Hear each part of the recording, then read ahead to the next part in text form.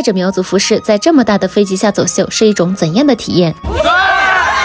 大家好，我是九妹小美，一个穿过上百套不同支系苗服，因为民族文化从一线城市回到边疆一线城市搬砖的边城女孩。今年云南禄劝的教子雪山文化旅游节，组委会特地找到我，希望我们能合作一场大型的苗族服饰盛装秀。了解到禄劝聚居着多个少数民族，这次特地选择了苗彝两大服饰代表组合走秀，即便当时正被九美阁的装修忙得焦头烂额，还是毅然决然地答应前往。因为藏在边城深山里的美，需要更多的舞台去绽放。但当了解到模特都是170以上的身高时，可难坏了我。我们南方的女孩大都是比较娇小的身材，特别是传统的服饰，上个世纪的人因为年代原因，衣服版型更小。我从自己收藏的全国各地传统苗服和马关民族服饰产业园里筛选了一批精品之作，以防万一模特穿不上，还在组委会原定的套数基础上多备了10几套现代改良的民族风大马衣。起轿登高，最美相逢，教子雪山文化旅游节集结了来自全国各地的各民族歌星。